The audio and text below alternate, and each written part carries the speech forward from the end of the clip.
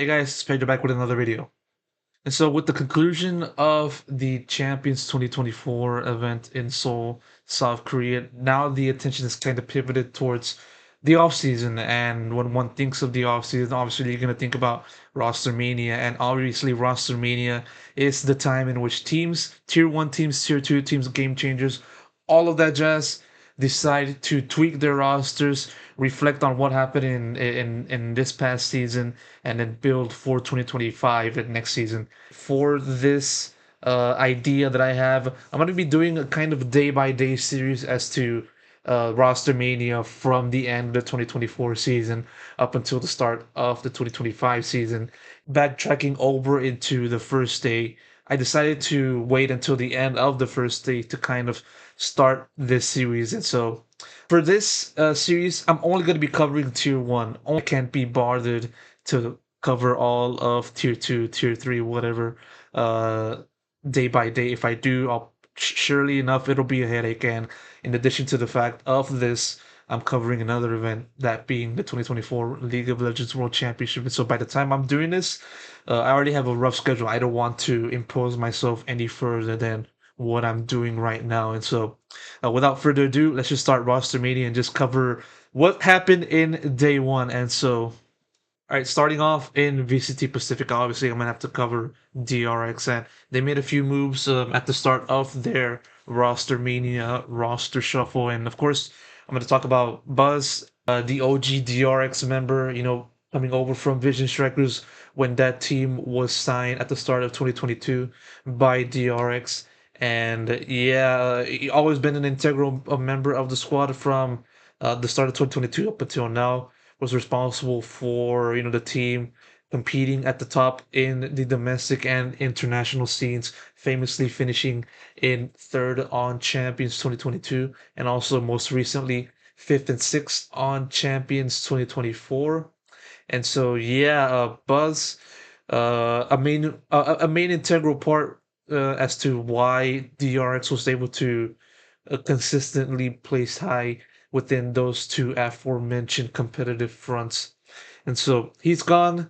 He'll be looking forward to a new team. There's plenty of rumors as to where he'll go, maybe T1.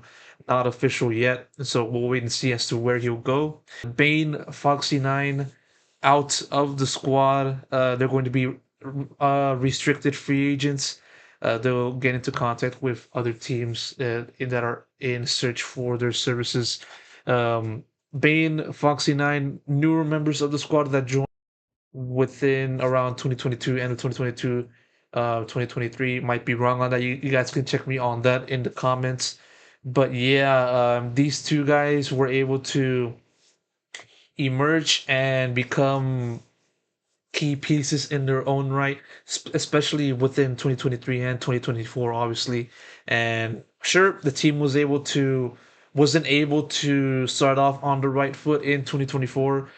Kind of starting off not qualifying for Madrid, not qualifying for Shanghai, but they were able to ramp up and ultimately finish as runners up in VCT Pacific Stage 2, and obviously again finishing in fifth and sixth. All of these three people will be sorely missed in DRX, and so yeah, we'll be looking forward to see what they do from that point on. And the same can be said for DRX as to who they will find as a replacement in due time. And so moving on over to another squad, I think this is the biggest news that circulated within the Pacific region about Genji. Today they announced the contract expiration of three players, them being Lakia, as you can see here, Lakia, Munchkin, obviously the IGO of the team, and Meteor. I mean, what else can I say about these three people? I mean, Lakia moving over from New Turn, then moved over to D plus slash Dam1 in Tier 2 Challengers 2023. Stood out, was signed by Genji for 2024. Munchkin obviously was the IGL and was responsible for how the team was able to be, I would say, that's VALORANT squad in 2024, consistently playing Shanghai, in Madrid, Shanghai, and then champions. Sure, they floundered but I wouldn't let that kind of um, take away the accomplishments they achieved beforehand. And so a large part of that is to Munchkin. Another large part is to Meteor. Obviously, one of the best Sentinel in Pacific. An individual prowess that was hardly matched at the higher levels in Tier 1 on that region. And so it speaks a lot as to how much respect I'm giving to him.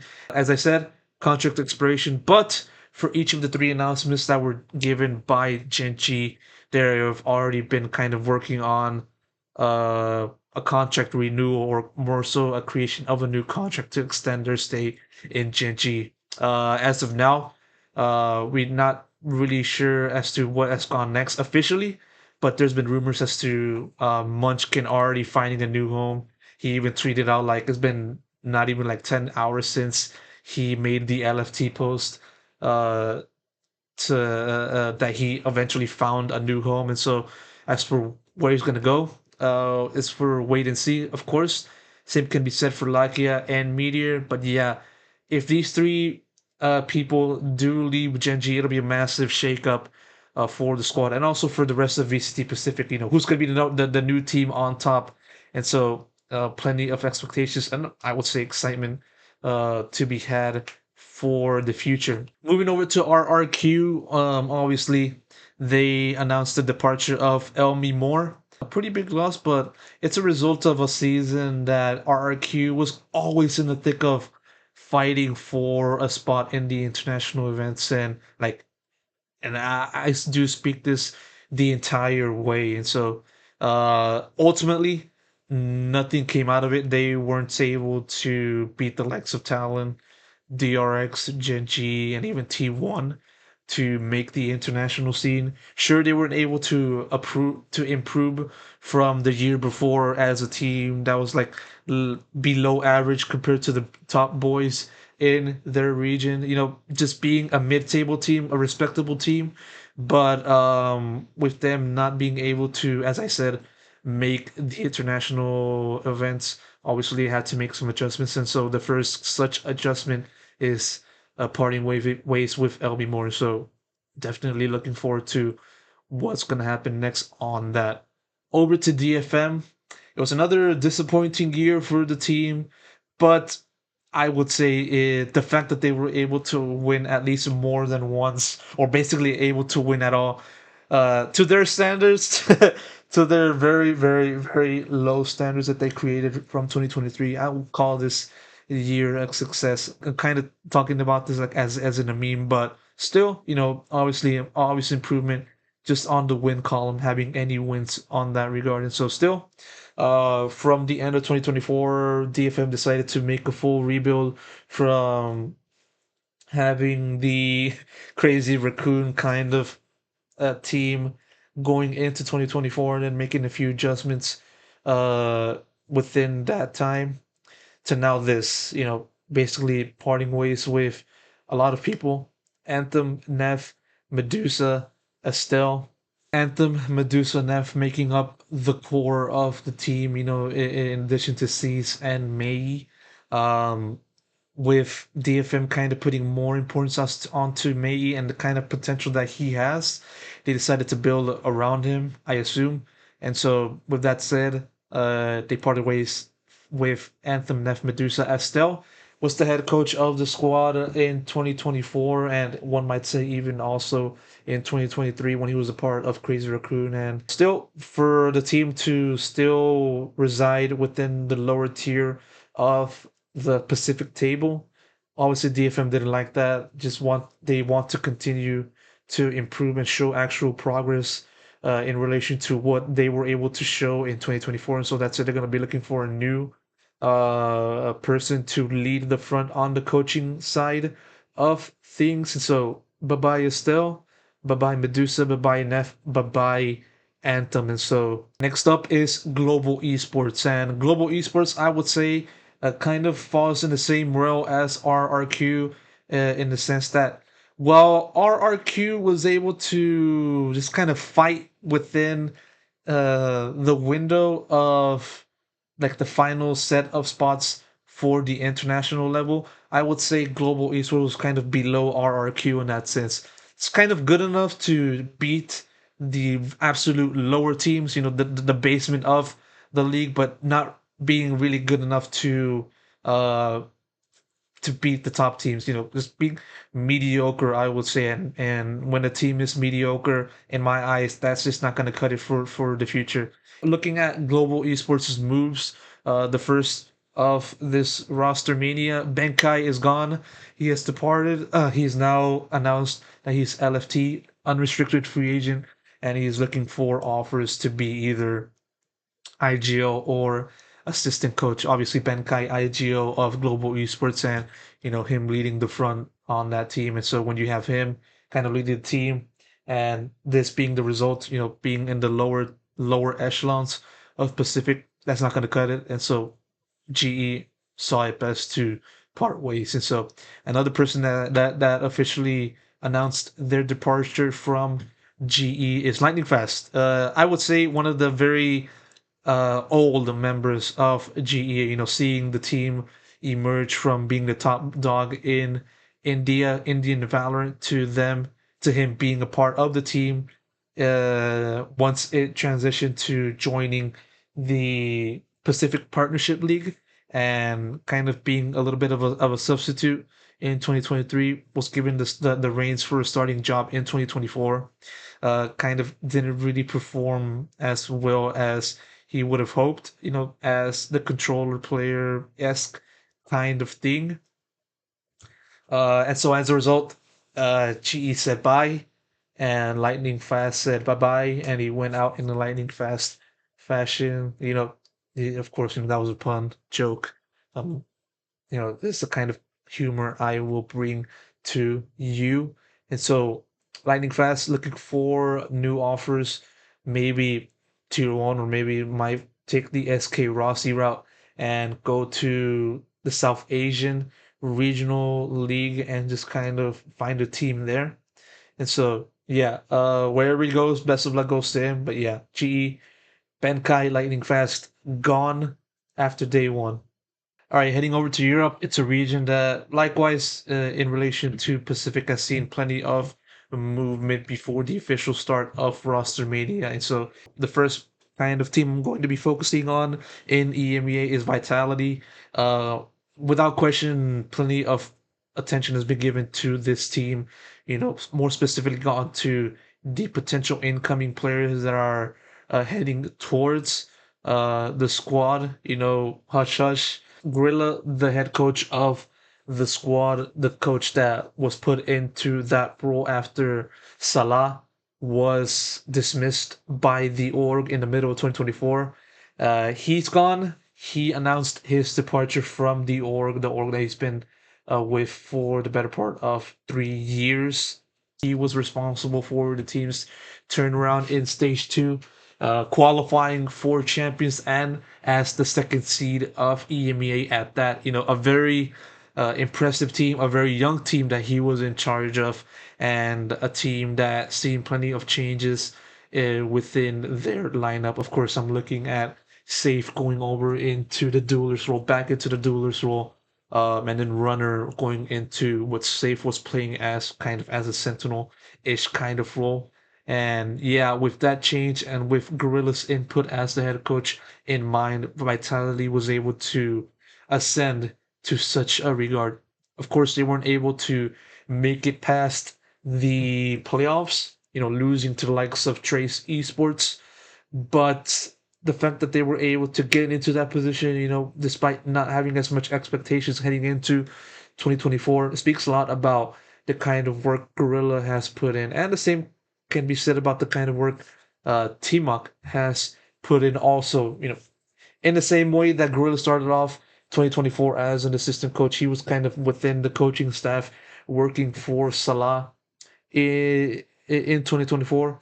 And with, as I said, Salah's dismissal, he then the assistant coach at the same time that Gorilla became the head coach. And so, obviously, if Gorilla says that he can't, that his effort was not just done out of himself, uh, and he also said that his work was also done in large part to the contribution that T-Mark has done, then that says a lot about what the kind of person analyst, person he is. And so obviously T-Mark is going to be looking for another squad.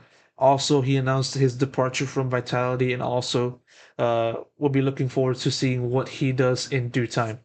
So one of the people that I mentioned at the start of my review of Vitality is Runner, and Runner, as I said, moving over to starting off as a duelist, moving over to a more supportive role at the end of the year, and as a result, he was able to kind of be a much better version of himself, and with his support of safe, Vitality was able to play well. And of course, after the end of his year, this is where he announced his goodbye to Vitality, departing the team after only 1 year. Of course, we can't forget about what it was like when he joined the squad and stood out in Tier 2 EMEA.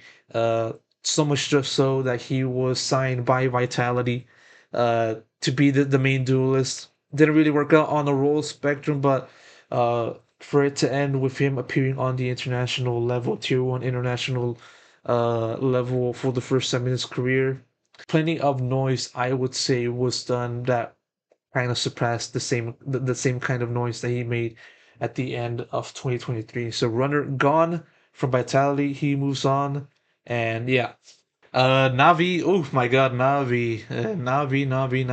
Navi. Fair to say that their 2024 was a disaster, and with a team that decided to stick together for another squad, only changing their duelist, booting out CNET, bringing back in artists, basically reuniting the famous FPX 2022 squad. The team wasn't able to match or more or less replicate the same kind of success that they achieved in 2022. Didn't really make any international event. Even at times, there were some players that kind of talked about how fractured it was in terms of just having the team aspect, the team not being able to work together in the same way that they did back then. And if you guys can remember, I did an interview with Zip, and he kind of mentioned, paraphrasing, of course, that the team didn't really trust each other.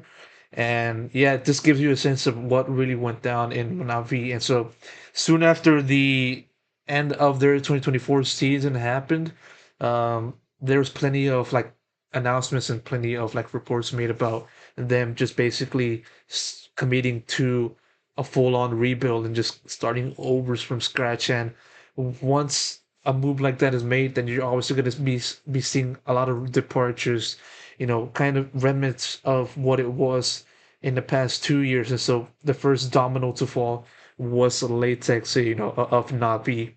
And back then he was working as the assistant, one of the coaches for the squad. You know, and talking about the coaches, famously Doom Bros was dismissed during the 2024 season, and Latex was put into a much more, primary role, I would say, within the squad for the remainder of said year. Obviously, it didn't really work out. The kind of changes that they hoped would happen, the improvement that they hoped would happen, didn't happen, and so, as I said, as a result, changes have to be made. And so we'll definitely be expecting more to happen from the Navi front in due time. Now moving over to the main event in Americas and my league, the league that I've been covering for the better part of 2 years, most primarily in 2024. And I would say the league that I have more knowledge in. And so uh, obviously, we're not going to be able to cover every team, but more so the teams that were able to make their moves official. And so, first off, Cloud9, arguably their story from 2023, in which they were able to start off well, but then floundered at the very end, continued in 2024. Same story, impressing well in stage one, floundering in playoffs of stage one, struggling in stage two, and then literally almost just kind of losing in the first round of playoffs in stage two. And so that in a way kind of left them in the same position as it was at the end of 2023. And as a result of that, they decided to make changes as soon as the clock struck midnight on the start of Rostermania. And so, first moves are the departure of Vanity and Rooney. Vanity will kind of again depart from the org for another time. Maybe we'll see him come back next year. Obviously a joke, but I mean, who knows, right? And Rooney, as for the case of Rooney, he actually decided to announce his retirement. After or maybe at the same time that um, the team announced his departure, he decided to retire and just call it quits. And hopefully, uh, he has a sight for what he's going to do already in mind for the future. So best of luck to Rooney, best of luck to Vanity, and definitely be looking forward to who replaces them in due time.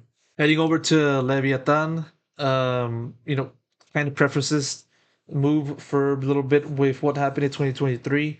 Leviathan, plenty of expectations with the addition of Calm and Aspas, and over their potential to winning VCT Americas and maybe even also the rest of the world, conquering both sides in 2024. They were struggling at the start of the year, not even making Masters Madrid, floundering out from the group stage, and then kind of continuing that form a little bit in Masters Madrid, no, Masters Shanghai, where despite having plenty of expectations of continuing their form on the domestic side, they finished not even making playoffs in China. And so, but even so, the team was able to uh, ultimately fulfill the expectations that were set to them at the start of the year, basically going almost undefeated in the regular season of VCT Americas and then winning the whole thing in stage two.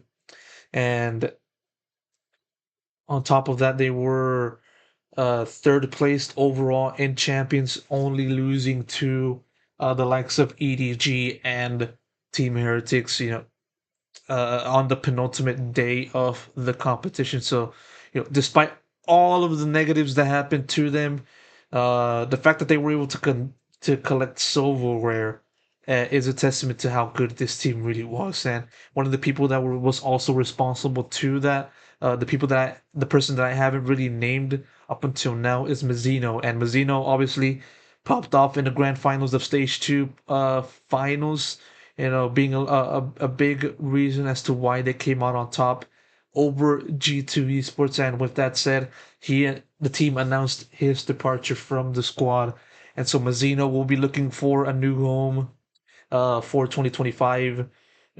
Already, as I say this, I do understand the fact that there's plenty of reports, large reports, made as to where he will already go next for his next team, and as for where he will go. Basically, I want to say is like his next destination, but more so his return to uh, True Esports. And of course, it's a report, not official yet, but we'll be seeing what happens, from now until that kind of move happens as to where Mazzino will end up. And so Mazzino gone, Leviathan moves on.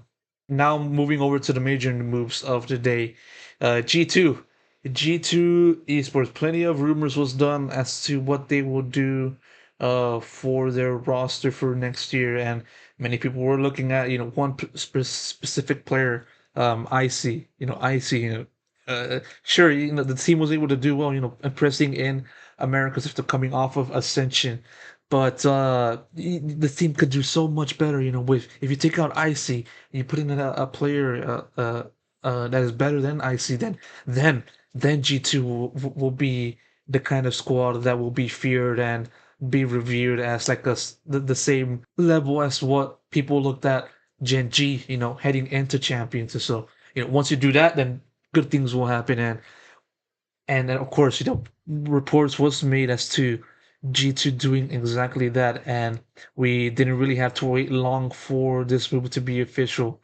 And yeah, jawgemo with uh coming off of a pretty tough year in EG on 2024, working with a bare bones budget. and not really making playoffs for any of the stages in 2024. He's moving over to G2. He is going to be the new, I would assume, primary duelist of G2, filling in a slot that G2 felt they needed to improve drastically from then until 2025, making it a point that they do not want to fight to retain their slot in Tier 1 in 2025. They want to do so with authority and without any argument. And what better way to do that than bringing in a player like jawgemo, former world champion, doing it with EG, impressing on the primary duelist role on EG this year, shown flashes of that potential showing itself out. Uh, Unfortunate that AG wasn't able to to progress. More so, even kind of scratch the surface of reaching the same levels of 2023 EG.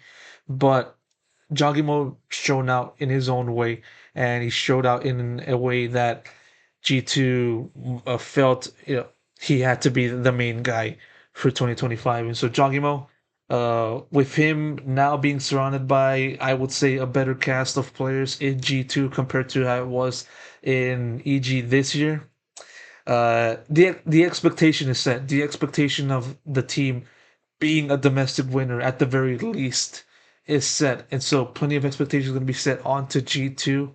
And when you have a team like Leaf, Valen, Jonah P, Trent, a number of these players that ultimately won individual awards, um, in VCT Americas. In addition to that, you got a coach like Josh RT winning Coach of the Year in VCT Americas. You're definitely going to be looking at you're definitely going to be looked at as the team to beat heading into 2025. And so G2 is going to be definitely be in a position to be regarded as that. And so Jogimo to G2, massive news for sure. But out of all the news that I talked about this day, nothing really compares to that of Sentinels and a team that is the main team, the main character of VCT Americas, one team that basically reels in the viewership and had the likes of legendary players like Tense, Sasi, John Cutie, Zekin, and Zelsis. With the retirement of Sasi and Tense, the team obviously had to make some movements of having a new lineup for 2025. And so, with Sasi and Tense being out, the team had to look for a new controller and initiator. And so, what better way to do that than to look at the very best? And as for who they kind of ended up with, uh, first up is Narrate. Narrate coming over from Carmine Core, one of the people that stood out, especially in the early part of 2024. The guy definitely did show himself as the guy, a guy that can be taken seriously. And I kind of think back to that ace that he pulled off in Madrid. And sure, the team wasn't able to replicate the success that they had at the start of the year for the remainder of the year, but Narrate stood out in a way that Sentinels had to call him, had to look at him as a replacement for Sasi, and Narrate, a player that has been able to show some versatility, and with Sentinels approaching him, they have, I assume, the thought that he can definitely slot into the role that Sasi had in 2024, and so Narrate going over to Sentinels from Carmine Core, a definite progression for the better for him. Going from Tier 2, surprising everybody by joining Tier 1 and EMEA, a different region altogether, and then returning back to his home region as an undisputed good player. And so, Narrate to Sentinels, definite W on that regard from my eyes to this. And so, they got the initiator role covered, but who's going to be the controller? Who's going to be the guy that's going to replace Tens after seeing what Tens did at the end of 2024? Transitioning from duelist to controller and excelling in that latter role. Sentinels looked at the best, as I said, and as for who they replaced Tens with, Bang! Motherfuckers went out and got Bang, a player that I would say was looked at as the best controller in North America and Americas in its entirety for, I would say, 2022, 2023, and even this year. What can I say about Bang? A player with excellent aim, excellent mechanics, excellent wherewithal of playing with a good cast of players, and obviously he showed that in 100 Thieves this year, helping them win stage one, and then finishing in fourth place, I believe, in Master Shanghai. And obviously, the expectation was to continue that form for stage two.